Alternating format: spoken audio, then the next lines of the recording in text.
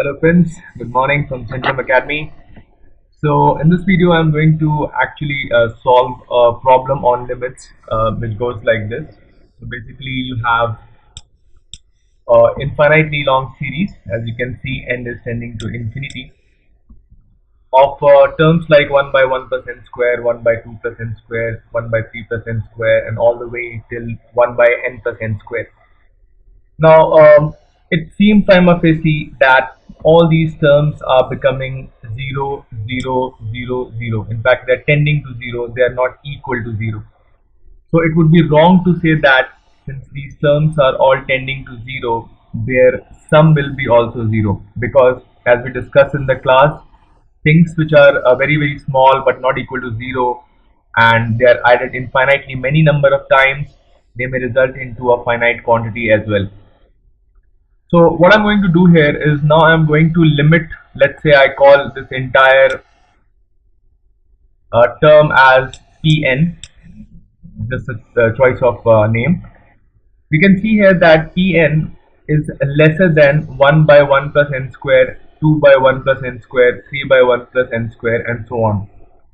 And why is that so? Because if you see here, the first term remains the same, but in the second term, I have reduced the denominator and increased the numerator.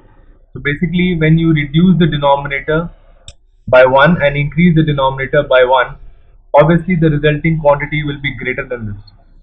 Similarly, here I have increased the numerator to 3 and decreased the numerator to 1 plus n square, denominator to 1 plus n square. Hence, this quantity will be bigger than this quantity in magnitude. So I've continued this trend. Now why did I choose such a series is because it's very easy to sum it up. So if you take 1 plus n square as common from all the terms, you would realize that you simply get 1 plus 2 plus 3 till n, which is nothing but n into n plus 1 by 2, as we have learned in the sequence and series chapter. Similarly, I can also say that Pn will be greater than this term. Now why? If you see these terms carefully, I have increased the numerator, but I have increased the numerator as well. So what happens? The resultant term, this term will be smaller than this term. Similarly, this term will also be smaller than this term. Right? So all these terms here are smaller than the terms in Pn. Hence, this entire series will be lesser than Pn. Now by doing these two activities, I have been able to limit my Pn between these two functions, as you can see by the double tick, and hence we can apply a very famous theorem called the sandwich theorem on this. Right? Now as you know, what does sandwich theorem say? So we can discuss that.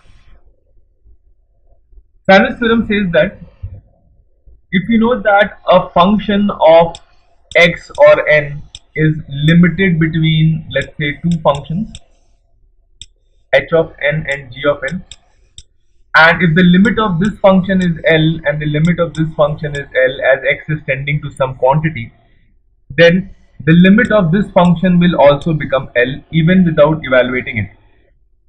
So let's try to find out what is the limit of this function as n tends to infinity and this function as n tends to infinity, and are they giving us the same answer?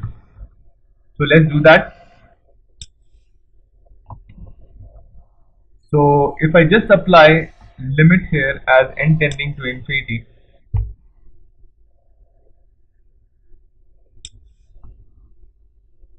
so limit n tending to infinity, here also I'll just add limit n tending to infinity, and here also limit n tending to infinity.